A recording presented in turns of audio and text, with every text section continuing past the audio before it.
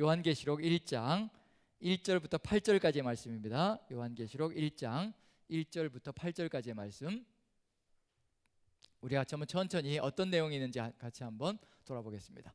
같이 읽습니다. 시작. 예수 그리스도의 계시라. 이는 하나님이 그에게 주사 반드시 속히 일어날 일들을 그 종들에게 보이시려고 그의 천사를 그 종 요한에게 보내어 알게 하신 것이라. 요한은 하나님의 말씀과 예수 그리스도의 증거 곧 자기가 본 것을 다 증언하였느니라. 이 예언의 말씀을 읽는 자와 듣는 자와 그 가운데 기록한 것을 지키는 자는 복이 있나니 때가 가까움이라. 요한은 아시아에 있는 7교회에 편지하노니 이제도 계시고 전에도 계셨고 장차 오실 이와 그의 보좌 앞에 있는 7 영과 또 충성된 증인으로 죽은 자들 가운데서 먼저 나시고 땅의 임금들의 머리가 되신 예수 그리스도로 말미암아 은혜와 평강이 너희에게 있기를 원하노라. 우리를 사랑하사 그의 피로 우리 죄에서 우리를 해방하시고 그의 아버지 하나님을 위하여 우리를 나라와 제사장으로 삼으신 그에게 영광과 능력이 세세토록 있기를 원하노라. 아멘. 볼지어다 그가 구름을 타고 오시리라.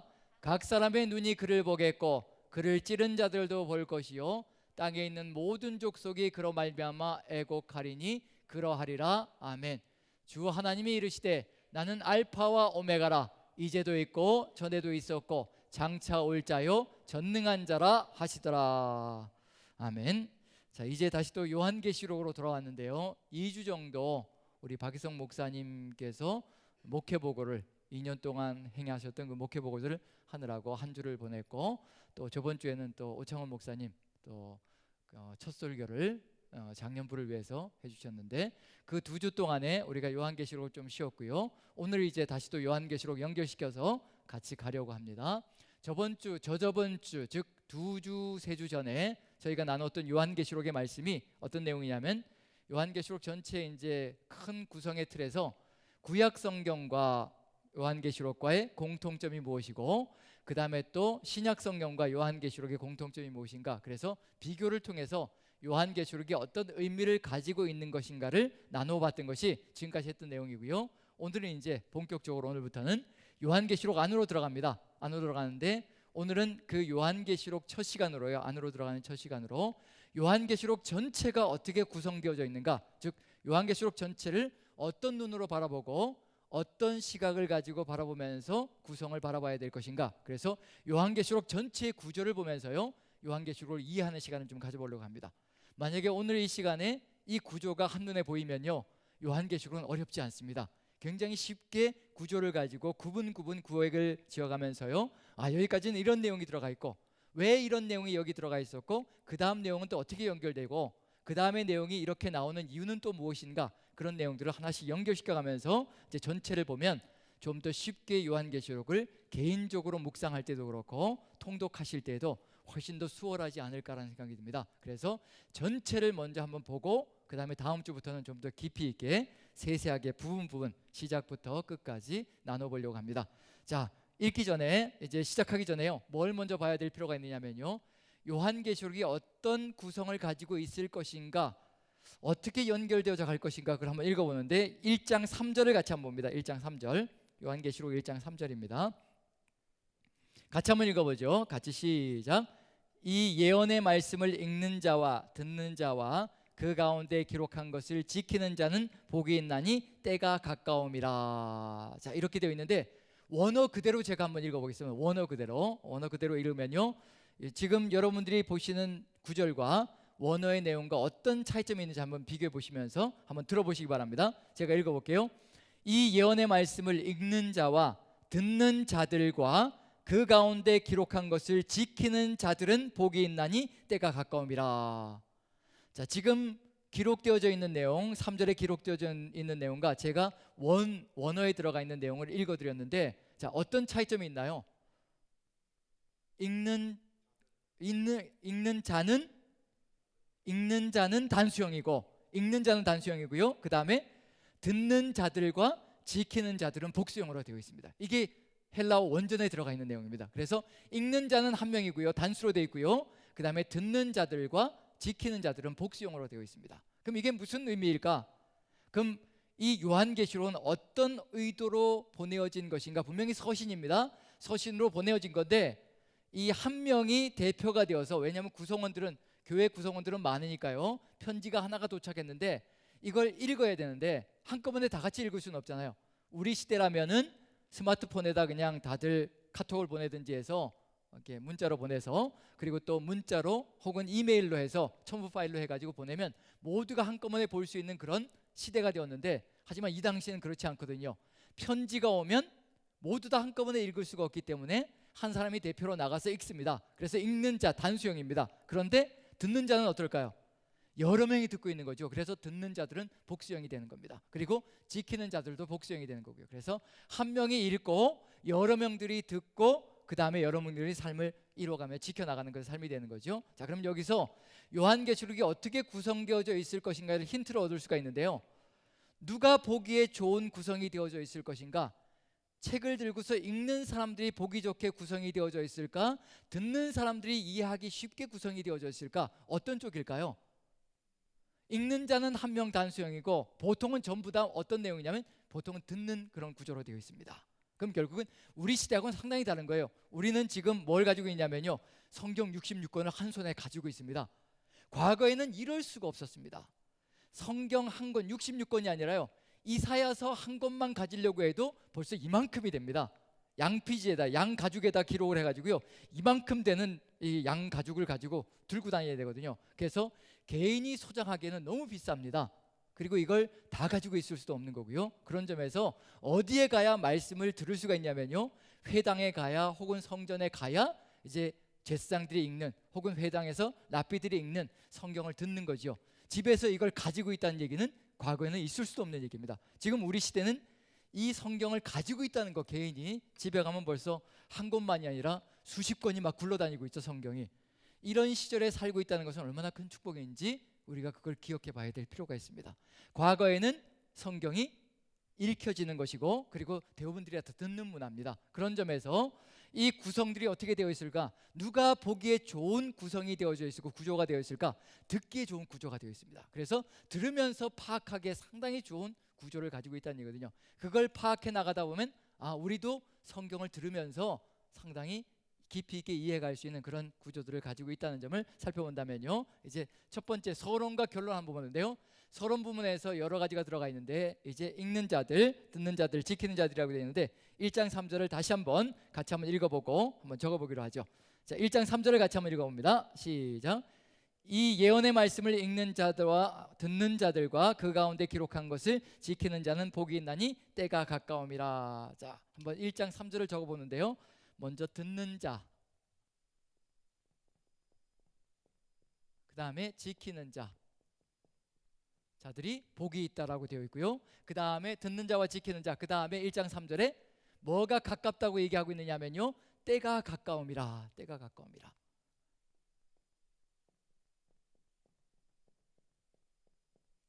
때가 가깝다라고 하고 있습니다. 그 다음에 1장 8절 한번 읽어봅니다. 1장 8절 제가 한번 읽어볼게요.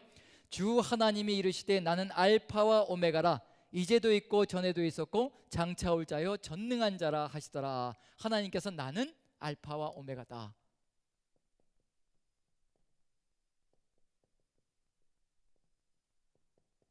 오메가다라고 자신을 소개하고 있습니다. 자, 듣는 자, 들어야 된다는 얘기가 되는 거고요, 잘 들어야 잘 지킬 수 있다는 얘기입니다. 제대로 듣지 않으면 지킬 수가 없다는 얘기가 되는 거고요. 그리고 시작은 뭐냐면 잘 들어야 되고요, 그 다음에 듣는 것을 지켜나가는 삶이 되어야 한다는 얘기고, 그 다음에 때가 가깝기 때문에 마음에 새기고 이것을 이루어 나가야 된다는 것을 얘기하고 있고요, 그 다음에 1장 8절에는 하나님께서는 알파와 오메가다.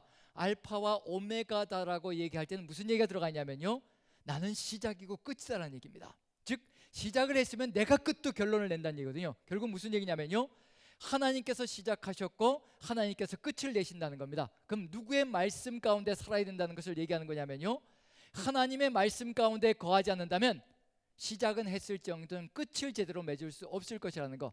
하나님이 끝을 맺으시기 때문에 누구의 뒤를 따라가야 될 것인가? 결국은 하나님의 뒤를 따라가는 것이 최고의 생명의 길이라는 것을 그대로 보여주고 있는 중입니다. 그게 결론에 가서도요 똑같이 들어가는데, 자, 지키는 자는 어떻게 지켜야 되는가? 듣고 지키는 자는 바로 이렇게 해야 된다는 걸 얘기합니다. 요한계시록 몇 장을 보느냐면요 22장 결론을 봅니다. 22장 결론, 22장 결론입니다. 결론에 보면요 17절 18절 보시면요 18, 19절 봐야 되겠네요. 22장 결론에 시작과 끝이 일치되어진다는 걸 보여주는 겁니다. 자, 그래서 이렇게 이 처음에 나왔던 이 내용이 또 마지막에 나오면 이제 결론이다, 끝난다 라고 얘기하는 겁니다. 이제 들으면서 그걸 알게 되는 거죠. 22장 18절 19절 보시면요 같이 한번 읽어보는데, 같이 읽습니다. 시작. 내가 이 두루마리의 예언의 말씀을 듣는 모든 사람에게 증언하노니 만일 누구든지 이것들 외에 더하면 하나님이 이 두루마리에 기록된 재앙들을 그에게 더하실 것이요, 만일 누구든지 이 두루마리의 예언의 말씀에서 제하여 버리면 하나님이 이 두루마리에 기록된 생명나무와 및 거룩한 성에 참여함을 제하여 버리시리라. 여기서 분명히 뭐라고 되어 있냐면요 예언의 말씀을 듣는 모든 사람에게 증언한다라고 되어 있습니다. 듣는 모든 사람, 듣는 모든 사람에게 말한다라고 얘기합니다. 그런데 여기서 시작할 때는 뭐라고 되어 있냐면요 듣는 자들이 뭘 해야 되냐면 지켜야 된다고 얘기하는 거죠. 말씀을 지켜야 된다고 얘기합니다. 자, 그렇다면 지키는 것은 도대체 어떻게 살아가는 것인가? 뭘 하라고 결론에 가서 뭐라고 얘기하냐면요 모든 듣는 이들이 뭘 하지 말아야 되냐면요 지킨다는 것은 더하거나 빼지 말아야 된다는 겁니다. 내 마음에 안 든다고 내가 원하는 것을 집어넣어서도 안 되고, 내 마음에 들지 않는다고 있는 것을 빼버려도 안 되고요, 하나님의 말씀에는 절대 더하거나 빼서는 안 된다는 겁니다. 하나님께서 주신 말씀 그대로 똑같이 이루어 나가는 것, 지켜나가는 것이 바로 살아가는 것이 지키는 것이라는 것을 분명히 지켜야 될 필요가 있다는 겁니다. 지금 우리에게도 역시 마찬가지라는 겁니다. 때로는 하나님의 말씀에 내가 부담스럽고 내가 지금 현재 살지 못하고 있기 때문에 빼버리고 싶은 내용들이 있고요, 때로는 내가 원하는 것들을 집어넣고 싶은 것들이 간절히 있다는 얘기가 되는 거죠. 그런데 하나님의 말씀을 듣고 지킨다는 의미는 뭐냐면 하나님께서 말씀하신 그대로를 이루어 나간다는 거. 그래서 결론에 가서는 뭐라고 얘기하냐면요 절대로 가감하지 마라, 가감하지 말고 지키는 것이 진짜 지키는 것이라. 그러할 때 하나님의 뜻이 이루어지는 역사가 펼쳐지는 것이라, 그걸 얘기하고 있는 중입니다. 그래서 시작과 끝, 시작에서 듣는 자, 지키는 자라는 얘기가 나오고 모든 듣는 이들이 가감하지 말아야 된다는 것으로 결론을 맺고 있는 중입니다. 그 다음에 두 번째로 22장 10절을 보시면요 22장 10절 같이 읽습니다. 왜 이렇게 해야 되느냐? 10절 같이 한번 읽어보죠. 시작. 또 내게 말하되 이 두루마리의 예언의 말씀을 임봉하지 말라, 때가 가까우니라. 시작 때에도 뭐라고 얘기했냐면요 때가 가깝다고 얘기했습니다. 마지막 결론에 가서도 역시 마찬가지로 때가 가깝다는 겁니다. 두 번 이렇게 나오는 거거든요. 그럼 이건 뭐냐면 또다시 때가 가깝다라고 나온다는 얘기는 이제 결론이라는 얘기가 된다는 얘기입니다. 서론에서 때가 가깝다고 들었고 마지막에 또 때가 가깝다고 들었거든요. 그러면 이제 결론을 맺으시는구나, 이제 우리가 살아가야 될 길 무엇인가. 자, 때가 가깝다. 이제 때가 가깝다라는 얘기가 나오면 분명히 기억해야 될 것은 뭐냐면요 시간을 생각하지 마시라는 겁니다. 왜냐하면 요한계시록이 쓰여질 때가 AD 1세기라면요 AD 100년경이었다고 한다면요 지금 우리가 살아가는 시절은 2000년대입니다. 벌써 2019년이죠. 2020년이 되었다는 얘기가 되는 거죠. 자, 2020년이 되었다는 얘기는 뭐냐면 벌써 거의 2000년의 세월이 흘렀다는 얘기예요. 때가 가깝다라고 이미 100년, AD 100년경에 얘기했는데 지금 2020년까지 아직도 때가 이루어지지 않았다고, 결론이 나지 않고 있다는 얘기는 뭐냐면 때는 시점을 얘기하는 것이 아니라 때가 가깝다는 얘기만 나오면 뭘 하셔야 된다는 얘기냐면요 내가 어떻게 살아가야 될 것인가를 기억하고 그리고 경각심을 가져야 된다는 거, 그걸 먼저 생각해 줘야 될 필요가 있다는 겁니다. 그래서 때가 가깝다, 시점이 가깝다라고 얘기하면 나는 지금 어떻게 살아가고 있는가, 하나님이 뜻하신 바대로 살고 있는가 아닌가를 먼저 돌아보는 것이 가장 급선무인 겁니다. 그래서 때가 가깝다는 거, 한번 어떻게 살고 있는지를 보라는 의미가 들어가 있고요. 그 다음에 뭐만 나오면 될까요? 뭐만 나오면 이제 결론이 될까요? 알파와 오메가라. 그래서 22장 13절을 보십니다. 22장 13절 같이 읽습니다. 시작. 나는 알파와 오메가요 처음과 마지막이요 시작과 마침이라. 역시 끝에 가서도 나는 알파와 오메가다. 나는 알파와 오메가다. 그럼 내가 시작을 했으니 내가 결론을 내릴 것이라. 그래서 하나님께서 시작하신 것, 하나님께서 결론을 내리신다는 것은 무슨 얘기냐면요, 절대로 이 세상의 주권자는 인간도 아니고 사단도 아니란 얘기입니다. 하나님께서 알파와 오메가란 얘기는 뭐냐면요, 하나님께서 역사를 시작하셨고 하나님께서 이 역사의 끝을 내신다는 겁니다. 종말도 누구와 함께 시작한다는 얘기냐면요, 하나님께서 종말로 이끌어 가실 것이라는 거. 그럼 결국 우리는 누구의 말만 들으면 되는 것인가? 세상 유혹에 따라갈 것이 전혀 아니라는 얘기입니다. 따라가 봐야 하나님의 뜻을 받들어서 걸어가는 것, 그것이 바로 우리의 삶 속에서 마지막 결론이 되어야 한다는 것. 세상을 따라가고 사람을 따라가고 그리고 사단의 뒤를 따라가 보아야 결국 마지막에 남는 것은 죽음밖에 없다는 것. 왜냐하면 하나님께서 역사를 끝내시고, 역사를 끝내신다는 얘기 뭐냐면요, 하나님께서 마지막 심판자가 되실 거란 얘기입니다.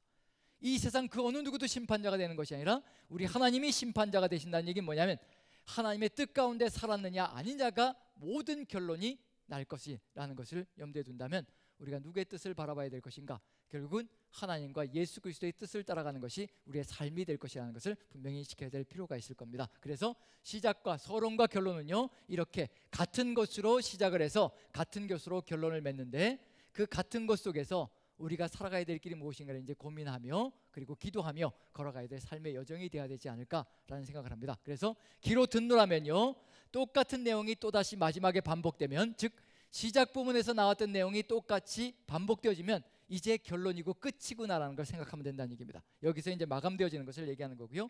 그래서 서론과 결론이 들어가 있고, 그 다음에 중심 부분, 본론 부분은요 4등분으로 나뉘어지는데, 이야기를, 이 요한계시록을 천천히 듣다 보면 4번 반복해서 나오는 구문이 있습니다. 그걸 찾아보면, 그걸 가지고 나누면 4단계로 딱 나눠지고 그 4구문들이 연결되어져서 요한계시록 전체를 이루어가는 그런 구성을 가지고 있습니다. 잘 천천히 집중해서 들으면 충분히 들리는 내용이거든요. 한번 4군데를 찾아봅니다. 4군데 어떤 내용으로 구성되어져 있는지. 1장 10절 첫 번째 나오는 겁니다. 1장 10절 9절 10절 한번 읽어보죠. 1장 9절 10절 같이 읽어봅니다. 시작. 나 요한은 너희 형제요 예수의 환난과 나라와 참음에 동참하는 자라. 하나님의 말씀과 예수를 증언하였으므로 말미암아 밤모라는 섬에 있었더니 주의 날에 내가 성령에 감동되어 내 뒤에서 나는 나팔 소리 같은 큰 음성을 들으니. 자, 1장 10절에 뭐라고 돼 있나요? 1장 10절에 주의 날에 내가 어디에 감동되어요? 성령에 감동되어 내 뒤에서 나는 나팔 소리 같은 큰 음성을 들으니. 성령에 감동되어, 성령에, 1장 10절에요 성령에 감동되어.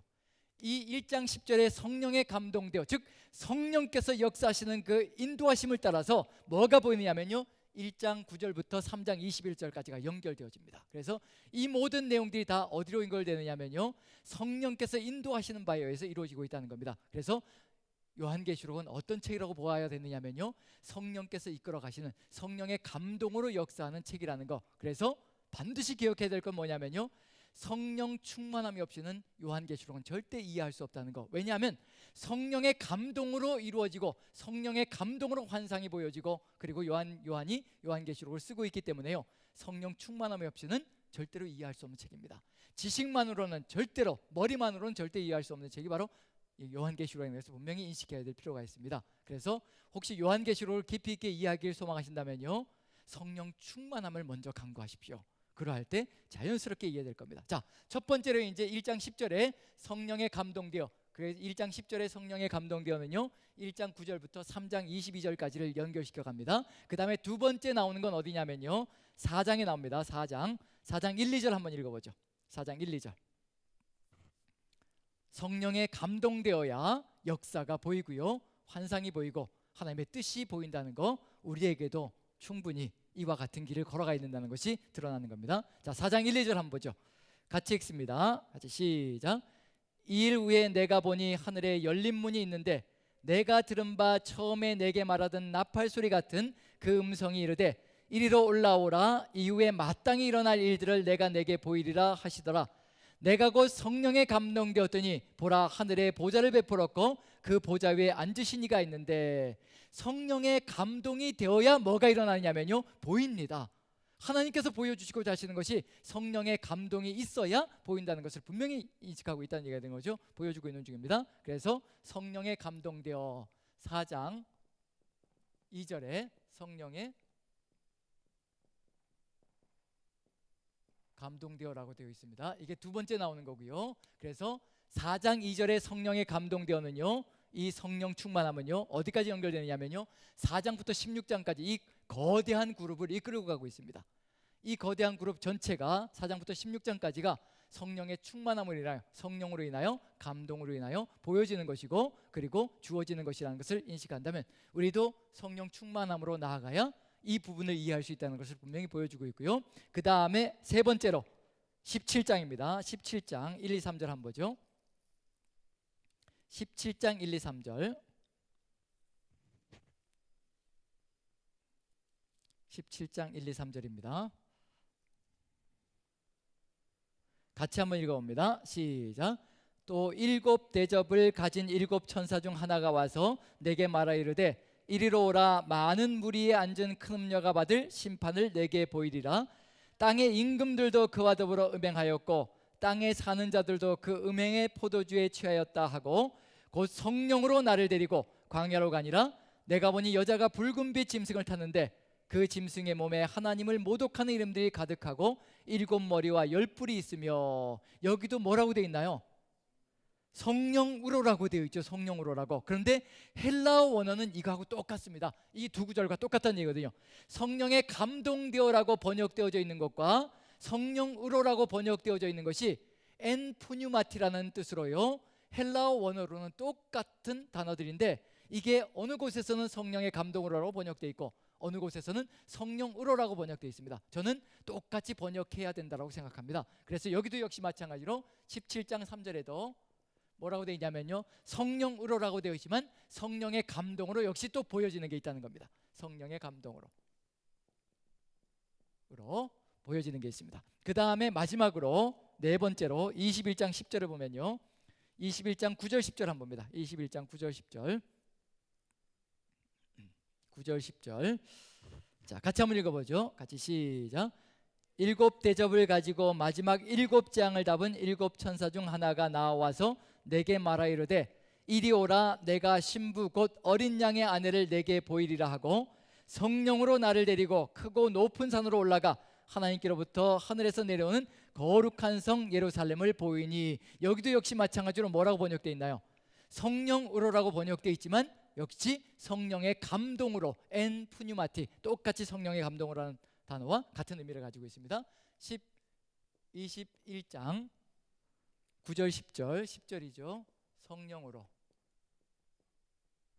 이게 요한계시록의 구성으로 네 등분으로 나뉘어지는 겁니다. 똑같이 무엇으로 나뉘어지냐면요 엔푸뉴마티, 즉 성령의 감동으로라는 단어들로 네 등분으로 나뉘어지는 겁니다. 그렇다면 이제 봐야 될 게 뭐냐면요 그럼 성령의 감동으로 요한이 보고 있는 것은 도대체 무엇인가? 우리도 그걸 볼 수 있어야 또 우리도 역시 마찬가지로 요한계시록의 시절을 아름답게 우리도 살아갈 수 있는 삶을 살아갈 수 있을 것이라는 거. 이 네 등분으로 나눠진 이 부분들이 어떻게 연결되어지고 있고 그리고 어떤 연결고리를 가지고서 구성을 이루어가고 있는지 본다면 이제 요한계시록은 훨씬 더 수월하게 읽은 그런 내용이 되지 않을까 생각이 듭니다. 그래서 들으시다가 동일한 표현들이 계속 반복되어져서 나오면요 그건 누구를 위한 거냐면 성경을 읽는 사람을 위한 것이 아니라 듣는 사람들을 위해서 여기서 또 어떻게 초점을 맞춰야 되는구나, 이런 것들을 알려주기 위한 의도를 가지고 구성을 만들어가고 있다는 거. 그래서 이렇게 네 등분으로 나뉘어지고요 마지막에 두 개는 이렇게 두 가지로 연결되어져 가는데 그것도 왜 그렇게 연결되는지는 또 이따가 설명해 보기로 하겠고요. 자, 첫 번째 부분을 한번 봅니다. 첫 번째 성령에 감동되어라고 되어 있는데 이 성령에 감동되어서 뭐가 보이게 되는지, 왜냐하면 이게 1장 9절부터 3장 22절까지 이끌어가는데 특히 우리는 어디를 잘 알고 있는 중이냐면요 요한계시록에서 우리가 가장 잘 알고 있는 부분은 2장과 3장 부분입니다. 2장과 3장은 7 교회에 대해서 나오는 부분이거든요. 그래서 7 교회에 관한 내용은 여러분들이 또 설교도 많이 하셨고 그리고 내용들도 대부분 알고 있는, 또 쉽게 접촉할 수 있는 부분들인지라 그래서 2장 3장은 교회에 대한 내용이라는 점에서 쉽게 이해가 되는데, 그런데 그 부분이 1장 10절과 연결되어져 있는 겁니다. 1장 10절에 성령의 감동으로와 연결되지 않는다면 2장 3장의 7교회에 대한 내용도 조금은 이해하기 힘든 내용이 되어버릴 수 있다는 겁니다. 자, 성령의 감동으로 무엇을 보는지 한번 읽어보죠. 성령의 감동으로 1장 10절부터 한번 읽어봅니다. 10절부터 1장 10절부터 천천히 한번 읽어봅니다. 10절만 먼저 한번 읽어보죠. 시작. 주의 날에 내가 성령에 감동되어 내 뒤에서 나는 나팔 소리 같은 큰 음성을 들으니, 그래서 주의 날에 성령에 감동되어 뭔가 보이는데 뭘 보는지 한번 보는 겁니다. 11절부터 한번 읽어보죠. 같이 천천히 시작. 이르되 내가 보는 것을 두루마리에 써서 에베소, 서머나, 버가모, 두아디라, 사대, 빌라델비아, 라오디게아 등 7교회에 보내라 하시기로 몸을 돌이켜 나에게 말한 음성을 알아보려고 돌이킬 때 7 금촛대를 보았는데, 이제 보는 것이 시작됩니다. 뭐가 보이는지 13절부터요. 시작. 촛대 사이에 인자 같은 이가 발에 끌리는 옷을 입고 가슴에 금띠를 띠고 그의 머리와 털의 희기가 흰 양털 같고 눈 같으며 그의 눈은 불꽃 같고 그의 발은 풀무불에 단련한 빛난 주석 같고 그의 음성은 많은 물소리와 같으며 그의 오른손에 7뼈리 있고 그의 입에서 좌우에 날선검이 나오고 그 얼굴은 해가 힘있게 비치는 것 같더라. 내가 볼 때 그의 발 앞에 엎드러져 죽은 것 같이 되매 그가 오른손을 내게 얹고 이르시되 두려워하지 말라. 나는 처음이요 마지막이니 곧 살아있는 자라. 내가 전에 죽었었노라. 볼지어다 이제 세세토록 살아있어 사망과 음부의 열쇠를 가졌노니 그러므로 내가 본 것과 지금 있는 일과 장차 될 일을 기록하라. 내가 본 것은 내 오른손에 7별의 비밀과 또 7 금촛대라. 7별은 7교회의 사자요 7 촛대는 7교회니라. 지금 여기서 분명한 건 뭐냐면요, 성령에 감동되어서 첫 번째로 본 게 무엇인가, 그게 요한계시록 전체를 이끌고 나가는 주제가 되는 겁니다.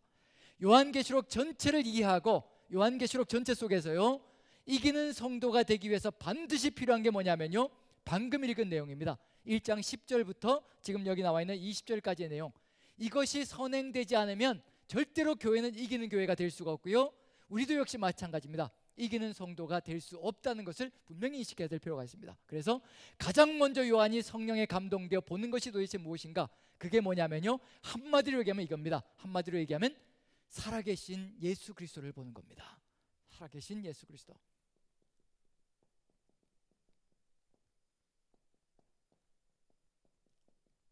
살아계신 예수 그리스도를 본다는 것, 지금 무슨 얘기냐면요, 하나님이 살아서 지금도 역사하시고 계신다는 것을 눈으로 목격하고 본 겁니다.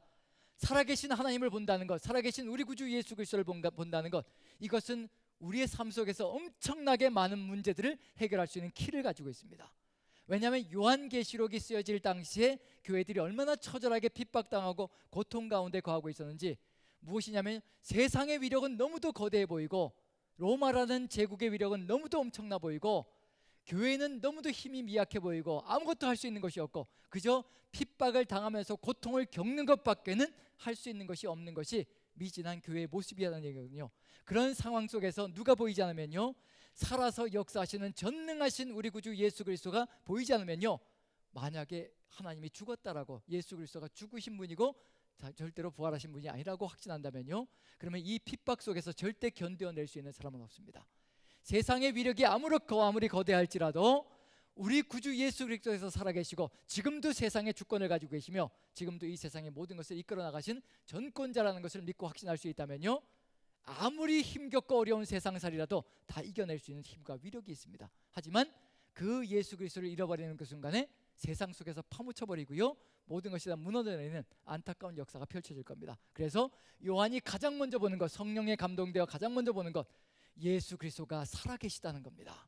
절대로 죽지 않으셨다는 겁니다. 지금도 살아서 온 세상을 이끌고 나가시며 하나님의 교회를 붙들고 계시고 인도하고 계시다는 것, 그게 바로 요한이 가장 먼저 바라보는 것인데, 이것이 무엇을 해결할 수 있는 키가 되느냐면요, 두 번째로 2장 3장에 나와 있는 내용들, 2장 3장이 뭐에 대해서 얘기하고 있는 거라고 말씀드렸냐면요, 7교회에 대해서 얘기하고 있다고 말씀드렸죠.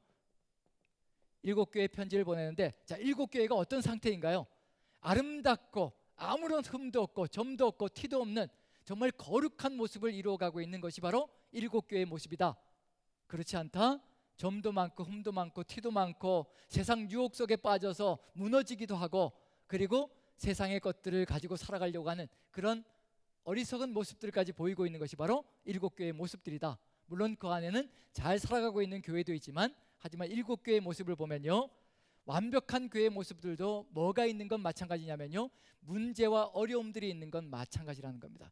유혹이 있는 건 마찬가지라는 얘기예요. 하지만 하나님께로부터, 예수님께로부터 야단을 맞지 않는 교회들의 특징은 뭐냐면 문제들과 어려움들을 믿음과 신앙으로 잘 이겨내고 있다는 차이밖에 없습니다. 그래서 어떤 교회든지 어려움이 없는 교회는 절대 없다는 거. 모든 교회가 다 어려움을 가지고 있고 세상 유혹을 가지고 있고, 그리고 또 유혹 속에 빠져있는 모습들이 들어가 있다는 거. 그런 모습들을 보여주는 게 뭐냐면 일곱 교회의 모습입니다. 그래서 2장 3장의 세상의 교회의 모습인데요, 세상 유혹 속에서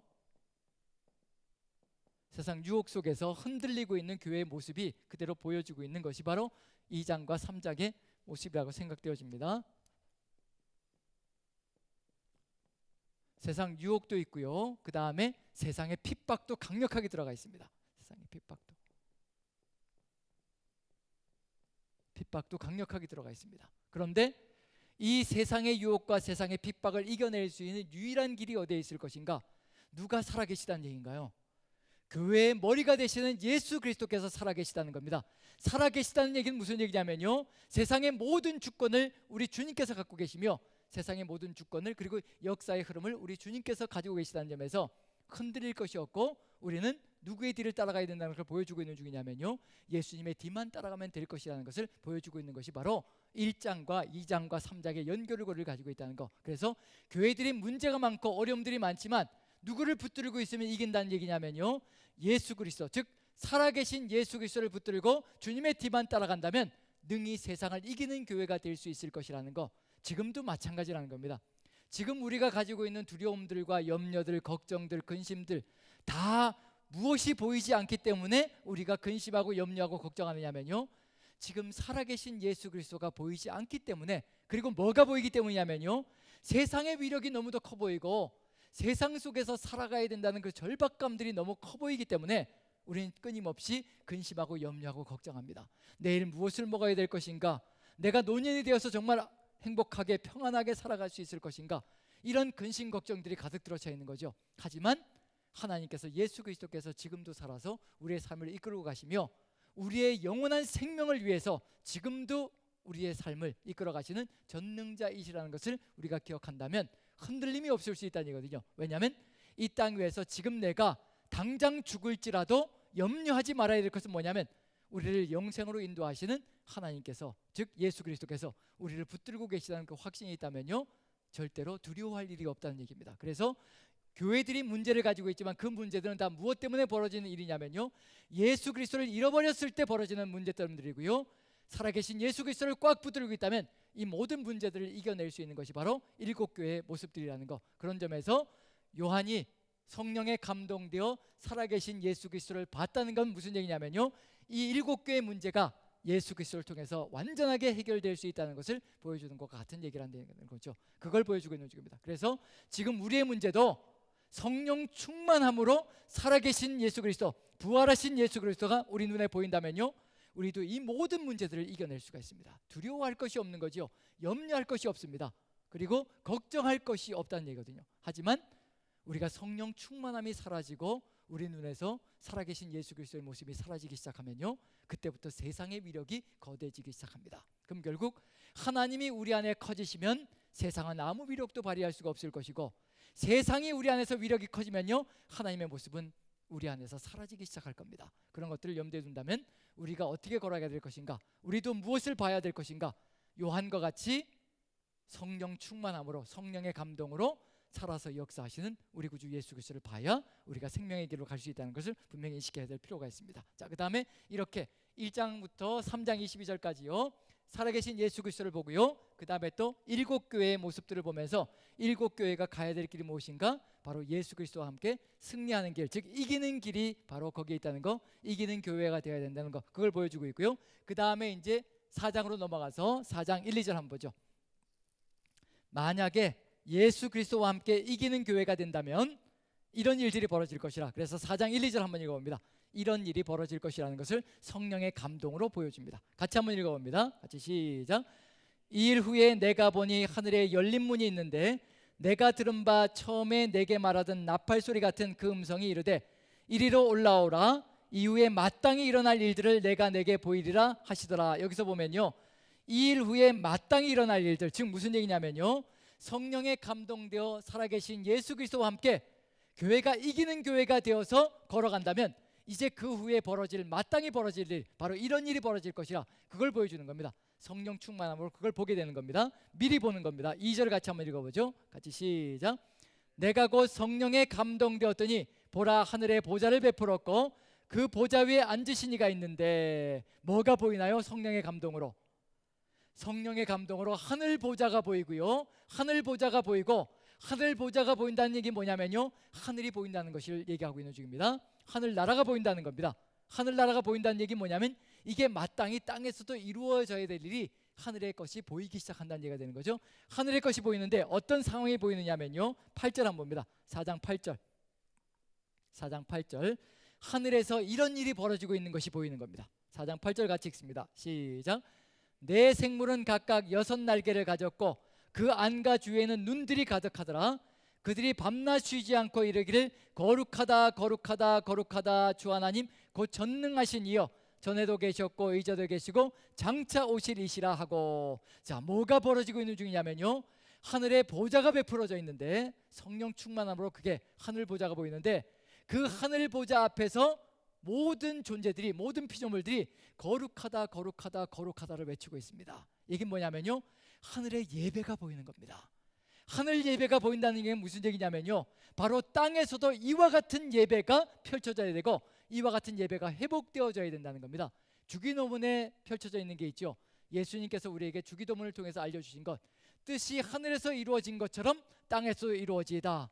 뜻이 하늘에서 온전하게 이루어져서 하늘에서 하나님이 원하시는 완전한 예배가 실현되어진 것처럼 하나님께서는 이 땅에서도 이와 같은 거룩하다 거룩하다 거룩하다라고 외치는 이 삼중주의 거룩함이 완성되어진 그런 하늘 예배가 이 땅에서도 이루어지기를 소망한다는 겁니다. 하지만 지금 이 7교회의 모습을 보면요, 이런 예배가 회복되어지기는커녕 오히려 세상의 때가 그대로 가득 끼어져서 세상 모습에, 세상 유혹 속에 무너져 있는 모습이 가득 들어차 있다는 얘기입니다.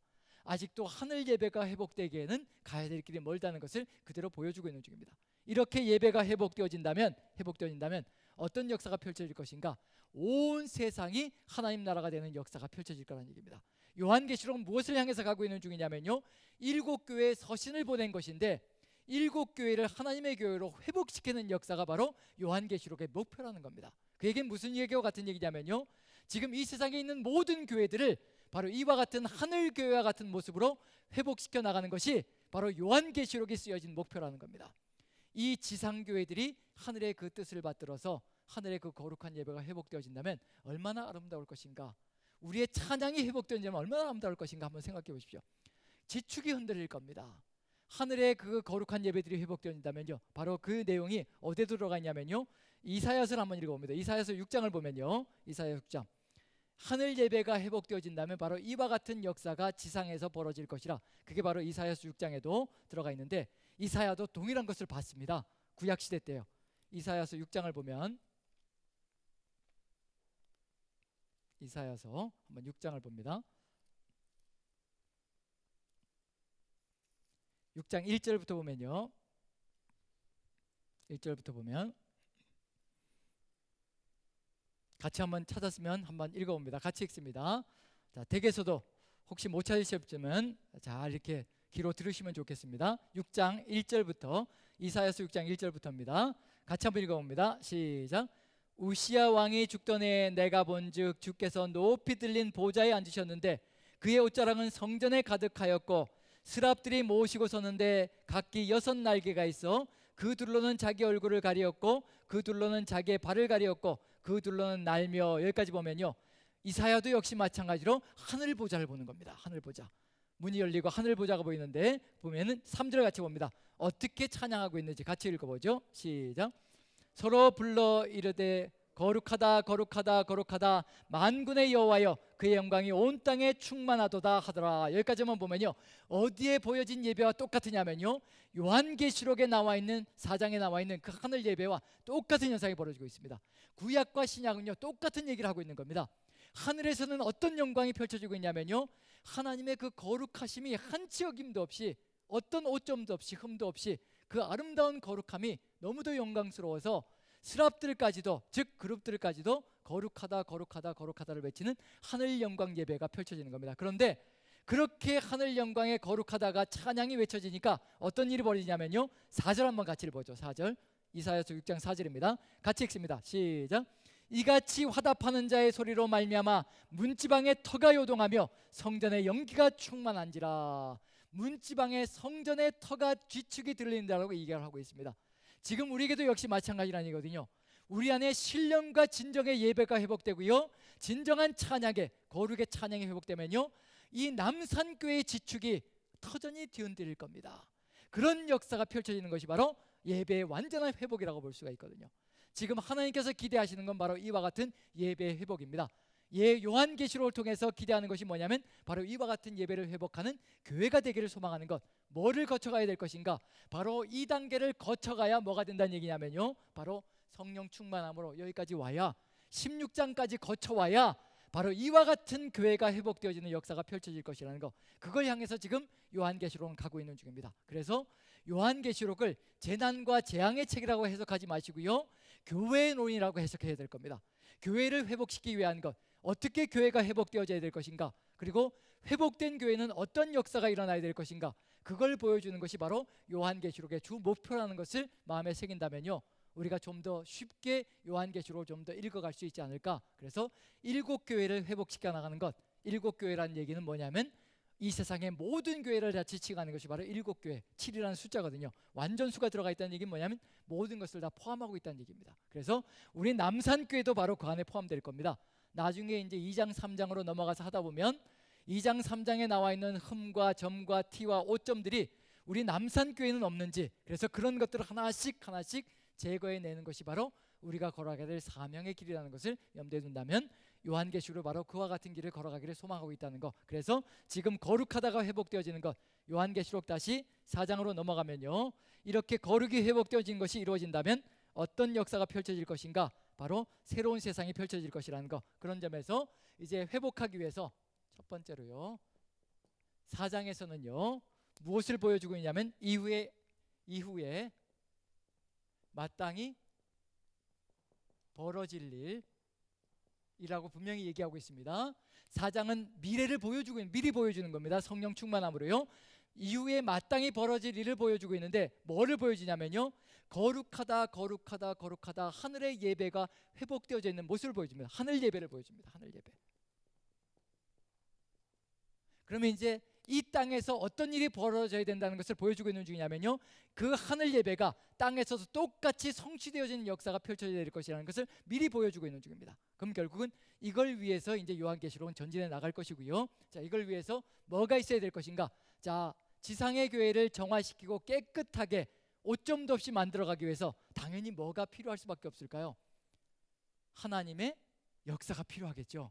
예수 그리스도의 역사가 필요하고요. 그래서 징계의 터널도 필요하고요. 그 다음에 정화의 과정도 필요한 겁니다. 그래서 재앙 사건들이 펼쳐지는 것 하나하나가 다 뭐가 될 것이냐면요, 세상 속에서 교회를 끄집어내는 역사를 펼쳐가는 것이 바로 그 내용 속에 들어가 있는 내용일 것이라는 거. 그래서 재앙 이야기가 무섭고 어려운 것만이 아니라 우리를 정화시키고 깨끗게 만들어 나가는 그런 심판과 징계, 정화의 과정이라는 것을 생각해 봐야 될 필요가 있습니다. 자, 하늘 예배를 보는데요, 하늘에 뭐도 있느냐면요, 보좌에 한번 읽어보죠. 4장 몇 절을 보느냐면요, 5절을 같이 한번 읽어봅니다. 4장 5절. 4장 5절 같이 읽습니다. 시작. 보좌로부터 번개와 음성과 우레소리가 나고 보좌 앞에 켠 7등불이 7이 있으니 이는 하나님의 7영이라. 자, 보좌로부터 뭐가 난다라고 얘기하냐면요, 번개와 음성과 우레소리가 난다라고 되어 있습니다. 세 개를 한번 적어보죠. 번개와 음성과 그 다음에 우레소리가 있다라고 되어 있습니다. 자, 이 내용들이 다 뭐가 될 것이냐면요, 이제 앞으로 교회를 정화해 나가기 위해서 하나님께서 사용하실 도구들이 되기 시작할 겁니다. 이런 것들이 하나씩 이제 정화해 나가는 통로가 될 것이고요. 자, 이렇게 해서 그러기 위해서는 당연히 뭐가 필요할 것인가? 5장에서 이제 이게 필요할 텐데요. 5장에서 역사가 진행이 되어져야 되고요. 이 역사를 아름답게 정화시켜 나가는 필요가 있어집니다. 그래서 누가 이 일을 이루어 나가야 될 것인가? 5장을 보시면 한번 읽어봅니다. 1절, 2절 한번 보죠. 1, 2절. 5장 1, 2절입니다. 같이 한번 읽어봅니다. 같이 시작. 내가 봄에 보좌에 앉으신 이가 오른손에 두루마리가 있으니 안팎으로 썩고 7인으로 봉하였더라. 또 봄에 힘있는 천사가 그 음성으로 큰 음성으로 외치기를 누가 그 두루마리를 펴며 그 인을 떼기에 합당하냐 하나. 자, 이제 7인으로 봉인된 두루마리가 있는데 이 두루마리가 다 펼쳐져야 뭐가 되냐면요, 정화의 과정을 깨끗하게 거쳐나가는 교회의 모습이 될 수 있는데, 이 인을 떼어야 이제 하나씩 역사가 펼쳐지면서요, 하나님의 정화의 과정, 즉 그 길을 걸어가는 역사가 펼쳐질 수 있다는 얘기입니다. 하지만 누가 인을 뗄 것인가 한번 살펴보죠. 자, 4절 5절 봅니다. 4절 5절 같이 읽습니다. 시작.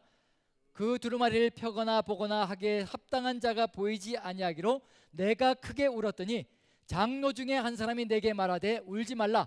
유대 지파의 사자 다윗의 뿌리가 이겼으니 그 두루마리와 그 7인을 떼시리라 하더라. 누가 7인을 떼실 자격이 있고 주권이 있다는 얘기냐면요, 바로 예수 그리스도께서 7인을 떼실 수 있다는 얘기입니다. 그 얘기는 무슨 얘기냐면요, 누가 역사의 주권자인가, 역사의 흐름의 주권자인가?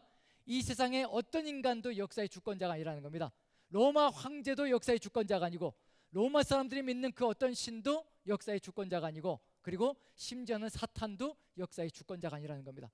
오직 이 세상의 역사의 주권자는 한 분밖에 안 계신데, 예수 그리스도만이 이 세상의 모든 정권을 가지고 있는 주권자시라는 것을 분명히 보여주고 있는 중입니다. 예수 그리스도가 역사의 주권자라는 것은 무엇으로 알 수 있냐면요, 죽었다가 살아나신 것으로만으로 보아도 모든 것이 다 이분에게 주어졌다는 걸 알 수가 있습니다.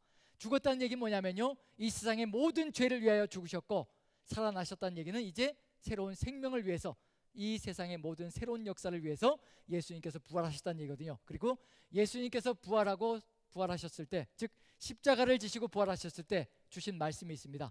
뭐냐면 예수님이 모든 주권을 다 가지고 있다는 것을 보여주는 내용인데요, 마태복음 28장을 한번 봅니다. 마태복음 28장을 보시면요, 마태복음 28장 16절부터 18절까지 한번 보면요, 예수님께서 부활하신 후에 어떤 권세를 가지게 되었는가, 그것만 보아도 이제 예수님께 모든 역사의 주권이 다 들어가 있다는 것을 알 수가 있습니다. 자, 28장 16절부터 18절까지 같이 한번 읽어봅니다. 시작. 11 제자가 갈릴리에 가서 예수께서 지시하신 산에 이르러 예수를 배웠고 경배하나 아직도 의심하는 사람들이 있더라. 예수께서 나와 말씀하여 이르시되 하늘과 땅의 모든 권세를 내게 주셨으니, 하나님께서 뭘 주셨다고 얘기하고 있나요? 예수님께 하늘과 땅의 모든 권세를 다 주셨다고 얘기합니다. 이게 누구의 권세냐면요, 세상 죄를 다 지시고 부활하신 예수 그리스도의 권세가 바로 하늘과 땅의 모든 권세를 다 가진 권세라는 얘기거든요. 그래서 이 세상의 역사를 주관하시고 역사의 주권자가 되실 분은 누구밖에 없느냐면요, 바로 예수 그리스도만이 세상의 주권자이시고 역사의 주관자시라는 것. 그래서 누구만이 인을 뗄 수 있는 분이라는 얘기냐면요, 예수 그리스도만이 역사의 인을 뗄 수 있는, 역사의 인을 떼시는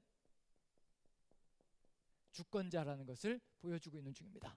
자, 예수 그리스도께서 이제 인을 떼시면 무슨 일이 벌어질 것인가?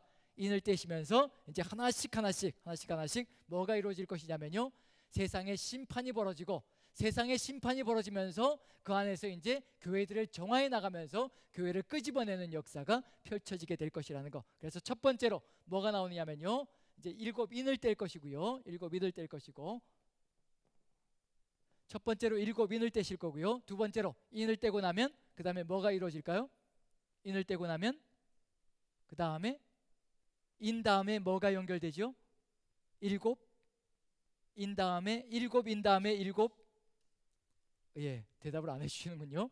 예, 7인을 뗀 다음에 7째 인은 또 어디와 연결되느냐면요, 7 나팔과 연결되어집니다. 그 다음에 7 나팔이 마지막이 되어서 7째 나팔에 가서는 또 뭐와 연결되느냐면요, 7 대접으로 연결됩니다. 이걸 외우실 필요도 없고요, 뭐라고 생각하시면 되냐면요, 인을 떼는 것은 역사가 진행되어져 가는 걸 얘기하는 겁니다. 역사가 진행되어져 가면서 하나님의 뜻이 이루어져가는 역사가 펼쳐질 것이고요. 그래서 인을 떼는 겁니다. 그 다음에 인을 떼는데 역사가 진행되어져 가는데 만약에 경고 소리를 듣고 회개하지 않으면 다 죽는 겁니다. 그래서 뭐가 들어가냐면요, 인을 떼시고 난 다음엔 반드시 뭐가 들어가야 되냐면요, 경고의 나팔 소리를 울려 퍼뜨릴 겁니다. 나팔을 부신다는 얘기는 뭐냐면요, 분다는 얘기는 무슨 얘기가 들어가냐면요, 나팔 소리를 듣고 나팔수가 나팔을 부는 나팔 소리를 듣고 적들이 쳐들어오고 경고를 받고 회개하고 돌아서면 사나요 죽나요? 사는 길로 가는 것이고요. 만약에 나팔이 울려 퍼지는데도 돌이키지 않으면 죽음의 길로 갈 것이고요. 그래서 첫 번째는 일곱인이 될 것이고요. 그 다음에 두 번째는 경고의 나팔이 될 것이고, 만약에 경고의 나팔을 듣고도 마지막까지 회개하지 않는다면 마지막에는 뭐밖에 남은 것이 없느냐면요, 일곱 대접입니다. 왜 대접이냐면요, 대접은 뒤집어지면 모든 것이 끝나는 겁니다. 그래서 첫 번째는 인이 되고요, 두 번째는 경고의 나팔이 되고요, 세 번째는 뒤집어지는 대접이 될 겁니다. 대접이 뒤집어진다는 얘기는 모든 것이 끝난다는 얘기하고 같은 얘기입니다. 그래서 첫 번째는 일곱인, 그 다음에 일곱 나팔, 그 다음에 마지막에는 일곱 대접, 이렇게 연결되어져 갈 거고요. 가운데 여기는 뭔가 또 보여주고자 하는 의도가 들어가 있는 것이 연결되어져 갈 겁니다. 자, 두 번째로 성령에 감동되어서 이후에 마땅히 벌어질 일을 요한이 보고 있고요. 거기에 덧붙여서 이제 이후에 마땅히 될 일들이 벌어지기 위해서, 하늘 예배가 회복되어지기 위해서 반드시 뭐를 거쳐가야 되냐면요, 징계의 터널, 그 다음에 정화의 터널을 거쳐가야 합니다. 세상은 재앙을 받는 거고요, 교회는 그 재앙 속에서 정화되어져서 나오는 겁니다. 세상은 멸망의 길로 가는 거고요, 하나님의 백성들 교회는 정화되어져서 세상 속에서 밖으로 나오는 것, 구원의 길로 나가는 것, 바로 그런 것이 연결되어져 가는데, 누군가가 역사에 인을 떼어야 하는데 그게 누가 되신다는 얘기냐면요, 바로 예수 그리스도가 역사에 인을 떼신다는 겁니다. 그래서 우리는 염려할 것이 없습니다.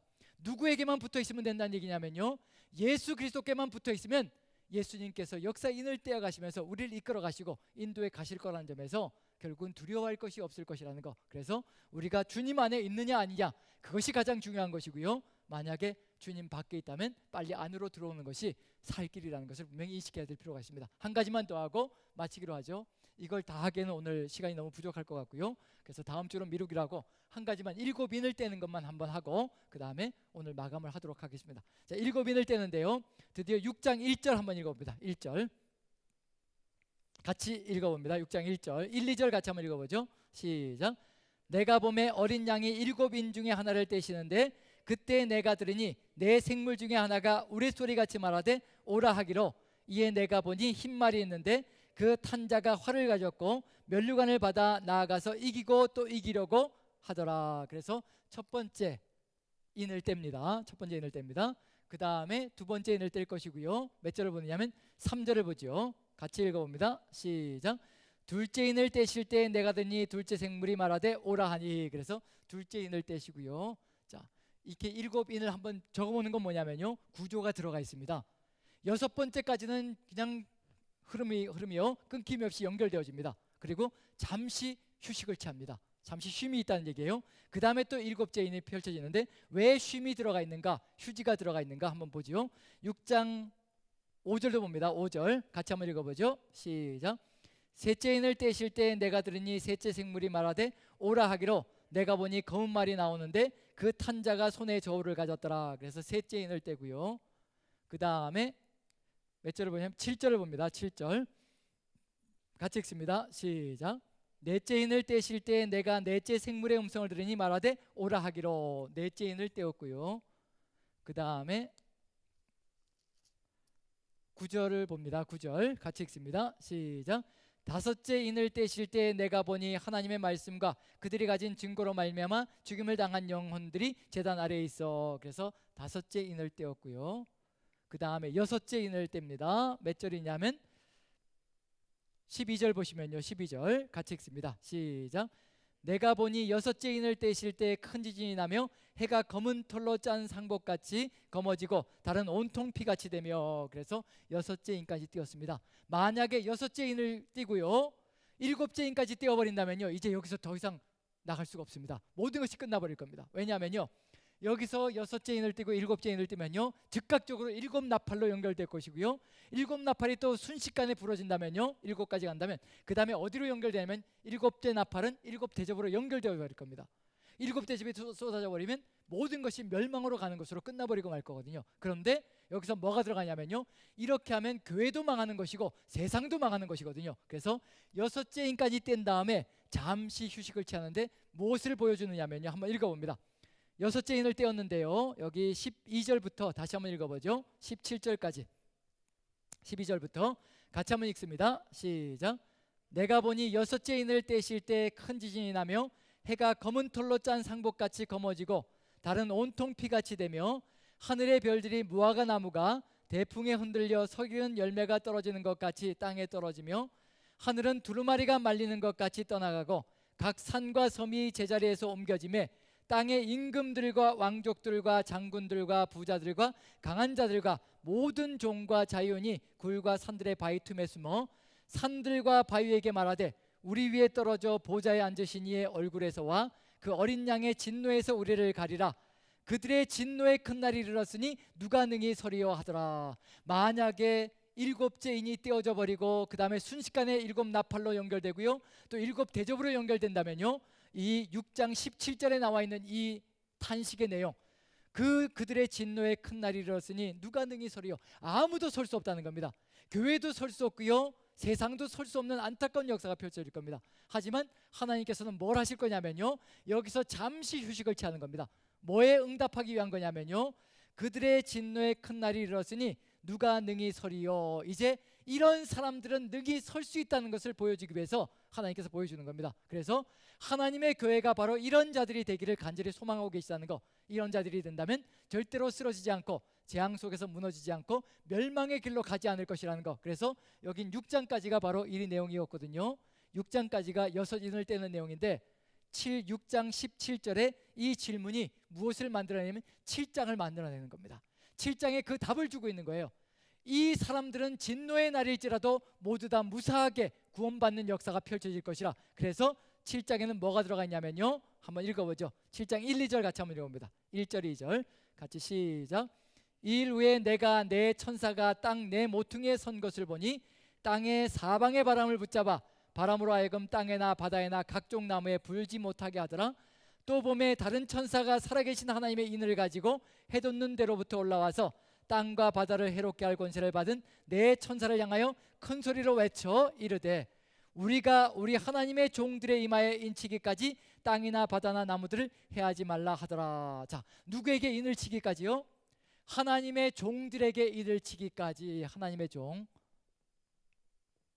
하나님의 종들에게 인을 치기까지 어떤 것도 어떤 재난도 닥치지 마라. 그러면 이제 이 인을 맞는 사람은 어떤 사람이 될 것이냐면요, 그 다음부터 어떤 재앙이 닥칠지라도 하나님께서 보호해 주시고 돌보아 주시는 존재들이 될 것이라는 거. 그래서 하나님께서는 재난 가운데서도 하나님의 백성들은 반드시 지키신다는 것을 보여주고 있는 중입니다. 그래서 진노의 날에 구원의 길로 갈 것이라는 거, 바로 우리에게도 필요한 것이 뭐냐면요, 바로 이와 같이 하나님의 인을 맞고 구원의 역사 속에 들어가는 것, 그게 바로 교회가 서나가야 될 삶의 길이라는 것. 자, 여기서 인을 맞는 사람들, 하나님의 종들은 어떤 사람들인가? 그게 어디에 나오느냐면요, 7장 14절 보시면요, 이런 사람들입니다. 이런 사람들 같이 한번 읽어보죠. 시작. 내가 말하기를 내 주여 당신이 하시나이다 하니 그가 나에게 이르되, 여기 13절부터 읽어야 되겠네요. 13, 14절 같이 읽습니다. 시작. 장로 중 하나가 응답하여 나에게 이르되 이 흰옷 입은 자들이 누구며 또 어디서 왔느냐? 내가 말하기를 내 주여 당신이 하시나이다 하니 그가 나에게 이르되 이는 큰 환난에서 나오는 자들인데 어린 양의 피에 그 옷을 씻어 희게 하였느니라. 인이 띄어지는 그 환난 가운데서도 예수 그리스도만 붙들고 예수 그리스도의 뜻을 받들어서 살아갔던 사람들, 그 사람들은 하나님께서 반드시 지키시고 돌보신다는 것을 보여주고 있는 중입니다. 그러니 재난이 닥치고 재앙이 닥치더라도 염려하지 말라는 겁니다. 하나님께서 반드시 지키시고 돌보실 것이니 염려하지 말고, 누구만 붙들란 얘기냐면요, 오직 예수 그리스도만 구주로 붙들고 예수 그리스도의 피에 우리의 모든 삶들을 다 맡기고 깨끗하게 씻어 정화되어지는 삶이 필요하다는 것을 분명히 보여주고 있는 중입니다. 이렇게 하고 난 다음에 7장이 지난 다음에요, 이제 뭐가 되냐면 8장 1절 보시면요, 8장 1, 2절 한번 보죠. 이렇게 인을 친 다음에 이제 마지막 7인을 떼시는 겁니다. 같이 한번 읽어봅니다. 시작. 일곱째 인을 떼실 때 하늘이 반시간쯤 고요하더니 내가 보매 하나님 앞에 7천사가 서 있어 7나팔을 받았더라. 이제 뭐와 연결되는 건가요? 일곱째 인은 어디와 연결되는 거예요? 7나팔과 연결되어져서 이제 7나팔로 연결되어져 가는 역사가 펼쳐질 것이라는 거. 그러면 이제 여기서 한번 구조를 봤습니다. 7인을 어떻게 떼시는가? 6번까지는 멈춤이 없이 그대로 지속이 되어져서 연결이 되어집니다. 그 다음에 6째 인을 뗀 다음에는 뭐가 있느냐면요, 잠시 휴식을 취하면서요, 이제 누가 그 환난 속에, 재난 속에서도 구원을 받을 수 있을 것인가, 하나님의 종에게 인을 치는 사건이 벌어지고요, 그리고 이 인을 받은 사람들은 바로 예수 그리스도의 피에 자신의 삶을 깨끗하게 만들어 놓은 사람들이라는 거. 그래서 정화의 길을 걸어가는 사람들은 반드시 구원의 길로 간다는 것을 보여주고 있고요. 그리고 나서 이제 7째 인을 뗐습니다. 7째 인은 7나팔과 연결되어지고요. 그러면 이제 7나팔 재앙도 어떻게 구성되어져 있을 것이라고 생각하시면 되느냐면요, 6번까지는 어떻게 될까요? 1번부터 6번까지는요, 1번부터 6번까지는 쉼없이 연결될 겁니다. 그 다음에 6째 나팔을 분 다음에 어떤 일이 벌어질까요? 잠시 쉼이 있을 겁니다. 그리고 뭐가 벌어질까요? 어느 누구든지 회개하는 자는 구원의 길로 갈 것이라고 기회를 제공해 줄 겁니다. 여기서도 역시 마찬가지로 기회를 제공해 줄 겁니다. 정화의 길을 갈 것이냐 아니면 죽음의 길로 갈 것이냐 결정하라는 겁니다. 선택을 하게 만들어 주시는 거예요. 만약에 여기서 회개의 길로 간다면요, 사는 길로 가는 겁니다. 7대접이 쏟아져도 사는 길로 갈 것이로되, 만약에 6째 나팔까지 불었는데도, 기회를 주었는데도 여기서 회개하지 않는다면요, 이제 이 사람은 7대접에 가서 이제 죽음의 길로 간다는 얘기거든요. 하나님께서는 무작정 일을 벌이시는 것이 아니라 기회를 계속해서 제공해 주신다는 겁니다.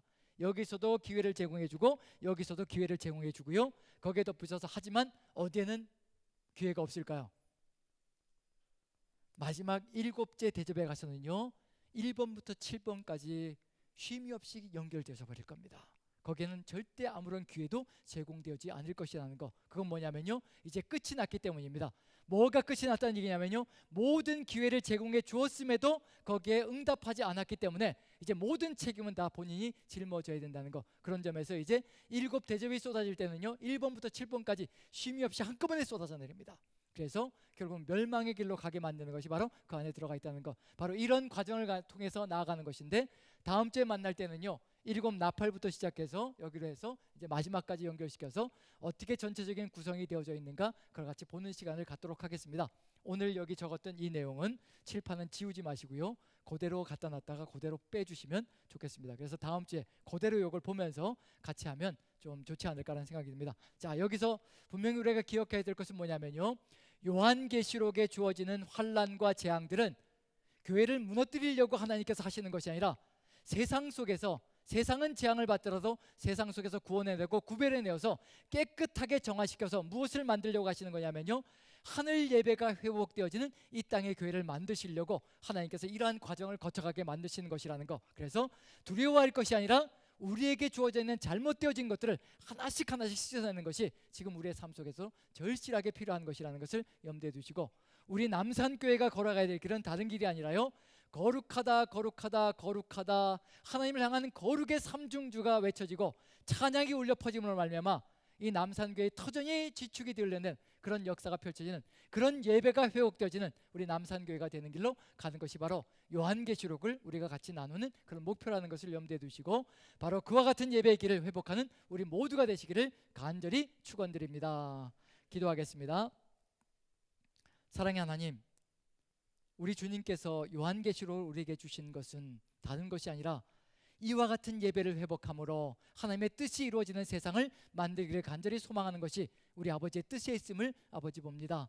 그리고 그 뜻 가운데 있는 것도 역시 마찬가지로 살아계신 하나님께서 뜻을 이루어 가시고 역사의 주권자가 되시고 역사의 인도자가 되어 가시니, 우리는 주님만 붙들고 살아계신 주님만 바라보며 나아가면 그 모든 것들이 아름답게 정화되어져 주님 뜻하시는 교회로 회복되어질 줄로 믿고 확신합니다. 우리 남산교회가 그와 같은 교회가 될 수 있도록 주께서 함께 하시고 은혜와 능력 가운데 거하는 그런 삶이 될 수 있도록 하나님 축복하시고 인도하여 주시옵소서. 우리 여기 모인 분들과 그리고 가정에서 예배 드리시는 모든 분들, 우리가 나가야 될 길이 어떠한 예배인가를, 어떠한 교회인가를 다시 한번 새기며 회복하는 놀라운 역사 있기를 간절히 축원하오며 우리 구주 예수 그리스도 존귀하시는 받들어 감사드리며 기도하옵나이다. 아멘.